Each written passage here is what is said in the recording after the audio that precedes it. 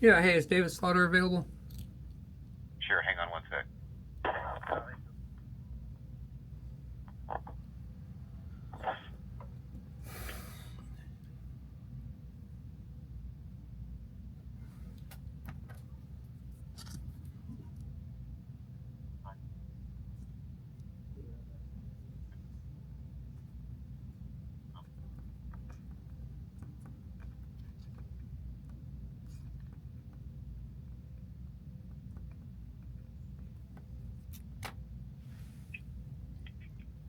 How can I help you? Yeah, I'm looking for David Slaughter. Yeah, how can I help you? Is this David? Yes. Hey, this is Sean Buckner. How you doing, buddy? Hey, Sean. Hey, I talked to a couple of your dispatchers throughout the course of the last year, and they've been kind of filling me in on what's going on down there. Um, What's going on? well, have you ever told them that if they've ever talked to me that they'd be fired? Never. Never. How about drug testing? Do you guys have a regiment for random drug testing down there? No, we pretty much do a for cause type. In other words, obviously answering emergency phone service, you could have the issue of if you're on, let's say, pain meds, prescribed pain meds, that could affect you. Um, they report like, I'm taking pain meds for this, and then it's kind of a decision that you probably need to take a couple days off or something like that. Right. How about paying people whenever they didn't work hours? I don't recall that being happening Never. as far as I can remember. I mean, I like mean, you've having been here a people work, while, and like I mean, have them come in for 4 hours and pay them for 8.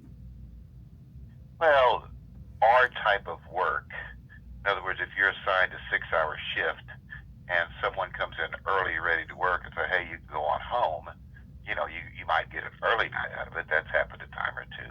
Right, but nothing, But I mean, nothing on the technically, line. that's Go ahead. just not being here, just not being here, getting paid for it. Yeah. No.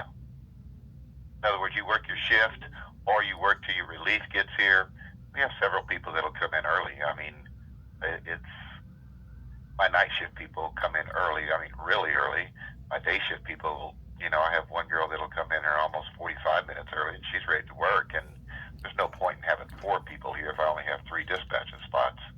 Right. I mean, if they send you home early, they send you home early. I mean, that's you just get an early night, I guess is my point. Right. Any sexual innuendos going on in there? Like between We between try people? we try and have a policy where we respect each other, and we try not to interfere in people's boundaries. We don't interfere in people's personal lives.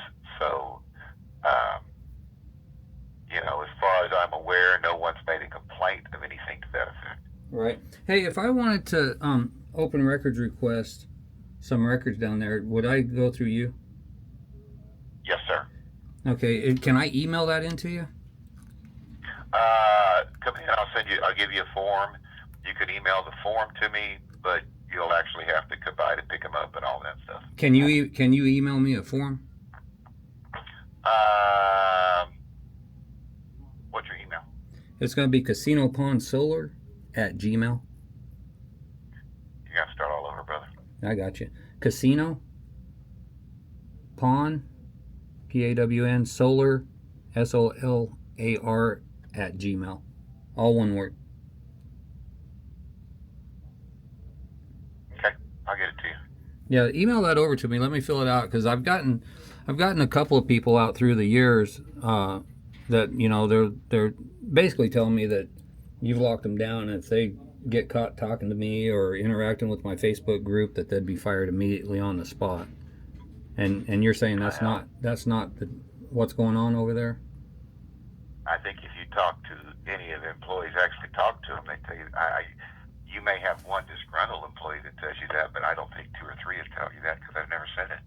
Okay. I mean, that's why I'm calling and asking. I mean, No problem. I completely understand. I because I completely mean, look, understand. people I, get me I, on a I, I'd be upset if I told them I don't want to hear your complaints and they had a complaint. I'm with you 100%. Yeah, and look, people get me on wild goose chases, and I've learned throughout Hey, the not a years problem. I understand. that No, people are, and I understand that.